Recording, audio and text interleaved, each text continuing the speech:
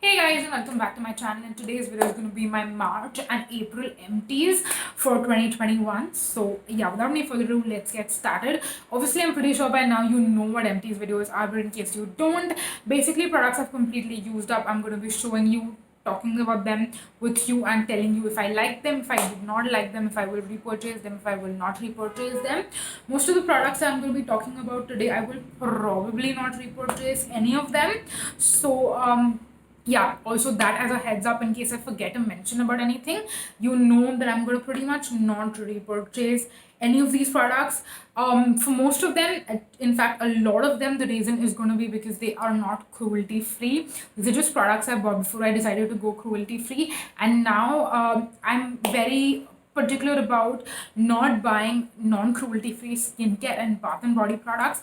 And with makeup, I just tend to like try and avoid it. By the way, I don't have any makeup empties apart from one, and I think let's just quickly start with what that makeup empty is. Also, by the way, my hair is all over the place, so I'm sorry for that. But yeah, I did not use this up, but I just decided to like stop using it. This is the Essence I Had Extreme Crazy Volume Mascara. I'm not a big mascara person, and now that we've been at home for a year now, no one's going out, and I don't really tend to wear makeup if I'm at home, except if I'm filming videos, obviously. But this is what the wand looks like. I think it was a pretty average, okay mascara. It coated my lashes, made them look a little bit more black, but it definitely did not give me crazy volume. I'm just not a mascara person in general, but this is a mascara I bought a long time ago, and I've used it for way more than 3 months, which is ideally how long you should be using your mascara. But then I decided, you know what, I've been using it for a long time now, let me just give up. I don't want to like get an eye infection by using a mascara that is like 9 months old or anything like that. So yeah, I just decided to stop using it. But yeah, it wasn't really that great, not really that amazing or anything. Personally, not a big fan. But anyways, let's move on to something I did like, but unfortunately I will not be repurchasing because it's not cruelty free. I also don't buy cruelty free hair care, which I buy cruelty free hair care. I don't buy hair care products which are not cruelty free, or rather I don't buy hair care products from brands that are not cruelty free, and this is one that is not. So unfortunately I will not be able to repurchase it. But this is the OGX Renewing Plus Argan Oil of Morocco penetrating oil. This is basically a hair serum, even though it's called a penetrating oil. This is one that reminds me of OJ YouTube, because when I started watching YouTube videos back in 2015, 2016, all the like top vloggers in the industry spoke about how amazing this is as a hair serum, and I finally decided to buy this. I believe last year, somewhere around this time, is when I bought it. I remember buying it in the middle of lockdown. So yeah, I did buy it and I ended up using the whole thing, like you can tell, and I did enjoy it. It's a really nice hair serum. I wouldn't say it's the best for frizz, but it's just something that makes your hair nice. It smells nice and makes your hair kind of soft in a way. So I did enjoy the whole experience of using it, but because it's not cruelty free, I wouldn't repurchase it. Right now I'm using the Livon hair serum after I use this up. So yeah, that one is cruelty free, and it's like the most basic drugstore hair care product that exists here in the Indian market. So yeah, we have that. Talking about cruelty free, another product which I loved, but I will not be repurchasing because it's from Nivea, so it's not cruelty free, and that is the Oil in Lotion Tender Coconut and Tiare Oil body lotion. This one is phenomenal to dry skin. I would say every skin type can use it. It wasn't really super nourishing, but then it was not like the most quick absorbing product either. So moisturizes without feeling sticky, but it's not like overly hydrating. So yeah, best of all worlds. But again, because it's not cruelty free, unfortunately I cannot repurchase this. But if you are someone who doesn't care about that, then I do definitely think that you can buy this and check it out, because I did enjoy it. So yeah, that was that. Moving on, next I have two vitamin C serums actually. One of them is cruelty free, the other one isn't, but I will not be repurchasing either. The non-cruelty free one is the It's Skin Vitamin C Serum. This one is the VC Effector with the vitamin C derivatives. Again, I used up the whole thing. You've seen me use this a ton of times. And if It's Skin was not cruelty free, then I might repurchase this. But because it isn't, there is no way I'm going to buy this. but yeah, I did really enjoy the process of using it. I'm pretty sure I either have a review already up on my Instagram, or I'm supposed to, but by the time this video goes up, I'm pretty sure I will have the review up, so definitely go and check it out. If you haven't already, I will have my Instagram in the description box down below, so yeah, you can go and check that out. Then moving on, next, this is a product you'll probably be shocked to know that I will not be repurchasing, but it's the multivitamin super hydrator from Want Skincare. Now, the reason I will not be repurchasing this is because when I was using it, or maybe just after I used it, I realized that even though this says that it has vitamin C and vitamin B, it does have vitamin B, but when it comes to vitamin C, it basically has like natural extracts, like it's got, I think, amla and a couple of other like food ingredients, or rather they say that it's got the extracts of that, and that is what is the vitamin C. It does not have like magnesium ascorbyl phosphate, or even sodium ascorbyl phosphate, or ethyl ascorbic acid, or forget-vinyl ascorbic acid. It doesn't have any of those, and they claim that the natural extracts is basically what gives you the vitamin C benefit, and that is something which I feel like is false marketing, and it's just something that doesn't go down very well with me.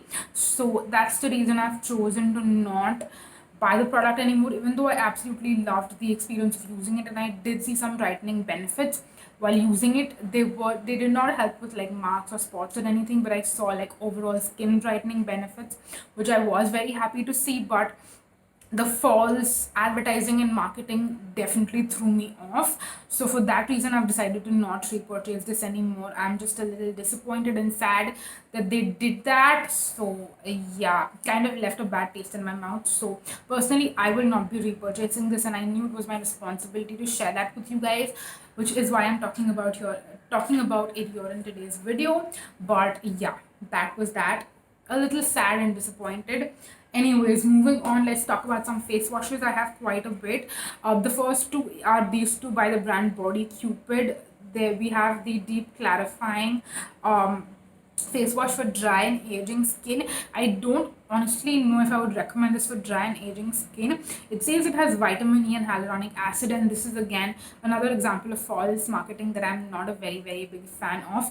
Like, hyaluronic acid in a face wash is gonna do nothing for you, and I definitely don't think this is meant for dry and aging skin because it's a gel-based face wash. So I'm not saying that dry skin people can't use gel-based face washes, but it's just, again, by the way, I'm sorry, I'm playing with my hair, but it's really annoying me today, so I apologize for that. But again, I just don't like the whole false marketing and advertising that this brand does in general. Like, for example, the vitamin C brightening face wash, it says it's for dull and patchy skin. How is a vitamin C face wash going to help you with dull and patchy skin? And it says it's got kakadu plum fruit extract, which is the world's richest source of vitamin C. Okay, but I don't, again, I don't like the marketing, I don't like the false advertising. It's just something that annoys me to the core. So yeah, even though I did buy them and I tried them out and I used up the whole thing because it's, again, just another gel-based face wash. It's something, again, I would not be recommending or would not be repurchasing because it's good and you can use it if you want to. And the only time I would recommend this to someone is if they ask me for a sulfate-free face wash, because yeah, these are sulfate-free. They don't have they don't have any they don't have SLS or SLES. By the way, this one has sodium ascorbyl phosphate. I think no, it's got magnesium ascorbyl phosphate. But again, vitamin C in a face wash is really not going to help unless and until you put that in a serum at a high concentration. Then probably yes. Actually, I should not say high concentration. At a concentration where it's effective and not irritating on people's skin, because yeah, some people are actually sensitive to vitamin C and they can't use vitamin C because it like irritates their skin and stuff. So yeah, it should not be a high concentration, it should be the right concentration. But yeah, when you put it in a face wash, I don't really know how it's gonna help. But what I was saying earlier is that I would only recommend these to those people who want a sulfate-free face wash and want it to be affordable, because I have not found a lot of affordable sulfate-free face washes. So I would recommend these only to those people who want a sulfate-free, affordable face wash. Otherwise, skip it. Honestly, it's not worth it. Moving on, next I have some more serums to talk about. Actually, one is an oil, it's not a serum. I mean, it's called a serum, but it's an oil. I've spoken about this in the past. It's the Sugandha Helichrysum and Rosehip serum.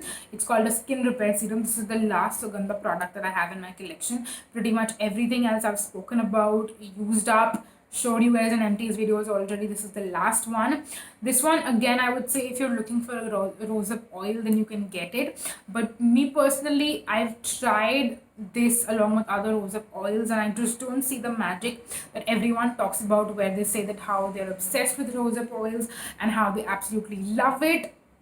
I just don't happen to see it for some reason. I don't know what's wrong with me, but I don't. So even though I did end up using it and I liked it, it was okay. It was a good. I wouldn't call it a lightweight facial oil. It was definitely like a facial oil. Facial. It was not lightweight, but yeah, I did use it up and I liked it. But yeah, would not repurchase. And then I also finished the Dot and Key Hydro Peel Glow Potion. This one is their 10% AHA and 2% BHA exfoliating serum. Again, I did really like this one and I used up the whole thing. I did not think I would use it up so quickly. I know there's a little product in the bottom, but it's not coming out for some reason, so I'm considering this to be empty. But yeah, again, I definitely loved using the product and I would recommend it if you are already placing a Dot and Key order and you want this, you want like a treatment chemical peel kind of a product. I would recommend this. I liked it. Did experience a little bit purging in the middle, so if you are someone who cares about the fact that you don't want to purge, or if it's just something that is important to you and you do consider, then consider the fact that this will purge for your just first couple, like maybe 1 or 2 uses, and then you will totally be fine. I also do like the minimalist one, which I'm currently trying and testing out. So, in case you want to know, I mean, that one has a lot more AHA. It's got 25% AHA, which is like more than double. But yeah, if you want me to compare it, I would say wait for my minimalist review on their chemical peel. But this one, in case you were just considering this one, I do really like it and I would recommend it. I just wouldn't repurchase it because I'm still trying to figure out which one I like more, and I'm also trying to figure out if I really need products like those or if just AHA, BHA, toners and serums are enough for me or not. So yeah, that was that. Then I have the AC Control Emulsion. This one, I believe I spoke about using it up, or maybe I'm supposed to use it up in my next project plan. Again, I don't remember, but I still just decided to show it to you and tell you that I've used it up. And I did like it. It was a good product to use and enjoy as my nighttime moisturizer, but it's not something that I would repurchase. A, because Toli Moly is not cruelty free, and B, I think I've definitely discovered other nighttime moisturizers that I like that are probably not as expensive, that are also cruelty free, and it's not mind blowing enough for me to repurchase it. Like, I did not discover anything that blew my mind with this. So yeah, that's why I would not repurchase. Moving on, next to another product that did not blow my mind. In fact, I did not really enjoy using this that much. That is the Enliven chargers. Now I know I've spoken about how much I love the Enliven chargers. The coconut one and the apple one, those two variants I adore. This is the pink grapefruit one, and this does not have a very good smell. I don't know if I smelled it in the store before I bought it or not, and if I did smell it, I'm wondering why I ended up buying it, because the scent of this, it basically smells like cheap detergent. And when I'm taking a shower, I want to smell good. I want to smell invigorated, especially in the morning when like I want to like wake up. This one smelled like cheap detergent, which is why I hated it. So what I did was I diluted this with water and used it as a hand wash. Yeah, I did that, and that's how I used up the whole thing. So I wouldn't recommend this particular variant. Again, it's the pink grapefruit version. The other versions I love. This one, the scent wasn't a fan of, and I don't know why I did not smell it before buying it, but we all make mistakes and we choose to move on after making those mistakes. Moving on, next, another Toli Moly product. This is the Into 2 First Essence. It contains fermented vitamin tree extract. Again, just an okay product. It was a hydrator. I used it. I liked it. It was okay. Not good enough to the point where I think it's necessary. You don't need to buy things like these. They are just extra additional steps that are not necessary. And if you can, save your money on this and essences in general. I know there are people out there who love essences, but I just think it's not necessary. Again, a product you've seen me talk about a million times on my channel, that is the Avon Naturals Purifying Cleanser. This is the carbon and perilla leaf one. If you are an OG subscriber, you recognize this product. This is probably my last tube of it. I know there was a point where I had so many tubes and multiple backups. This is probably my last one, and yeah, using it up again, would not be repurchasing because again, Avon is not cruelty free, and I'm kind of over carbon cleansers. I don't use them anymore for makeup removal. I do have a couple of other ones in my collection though, which are not this one, like other brands, other variants. Just trying to use that up on days where I don't wear makeup. I do use those to cleanse my face, but otherwise I just use my Body Shop Tea Tree face wash, which is the best second cleanse when you are wearing makeup. So yeah, anyways, just wanted to quickly mention this. And the last face wash I have to talk about, at least for this empties, is the L'Oreal Paris Pure Clay Exfoliating Gel Wash. This one is one that I don't know why I bought, honestly. I mean, of course I bought it and I used it, but this is one that I basically used every time I used to face mask, and I know I did not face mask a lot recently, so sometimes I would just use this as like my nighttime face wash. It says it can be used daily. It's kind of like, it's got exfoliating beads and stuff. It's okay, not the best. It was just something that I saw on the counter at a Beautiful, like Beautiful is a beauty supply store, and I was like, you know what, let me get this and I will use this as a face wash, come scrub before I put on mask and stuff. And I don't know what I was thinking. I don't even honestly face mask that much anymore, and I don't even feel the need to. Like, even though summers are right around the corner, I don't feel like my skin getting super oily these days because I do use niacinamide regularly and it's really helped with my sebum production. So I don't even really use face masks that much. So yeah, anyways, I bought it, I used it. It wasn't really that bad or that good. It was just okay, whatever. So yeah, used this one up as well.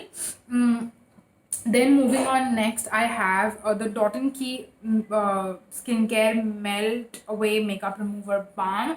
Now this one I've spoken about in detail in my comparing best and worst cleansing balms video. This was ranked somewhere in between, if I'm not wrong, but now honestly I don't remember how I ranked all of them. Or was this the least favorite one? No, this wasn't the least. This was the second least favorite one, I think so.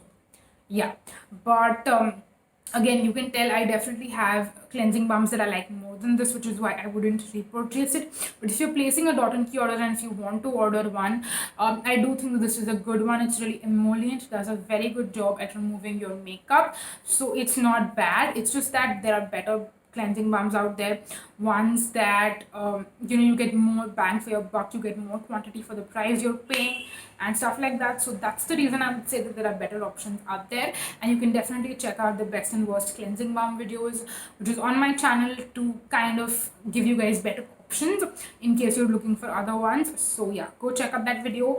And again, you can either buy it or you can skip. I don't think either way would be a bad option or a good option. You can do whatever you wish to. Then moving on, next we have the Eclat Superior Glow Tonic.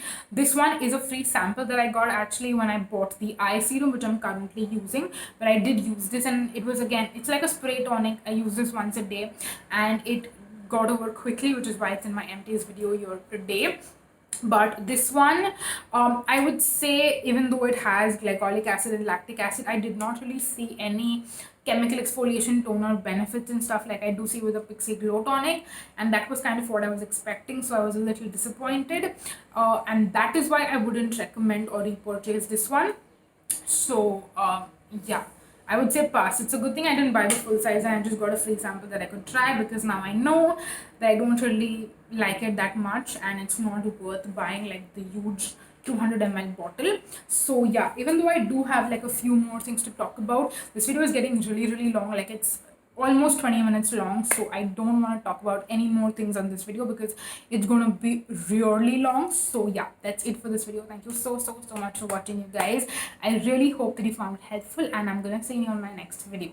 Thank you so much for watching, you guys. Don't forget to subscribe before you leave, and yeah, that's it for this video. Thank you so much for watching. Until next time, bye bye.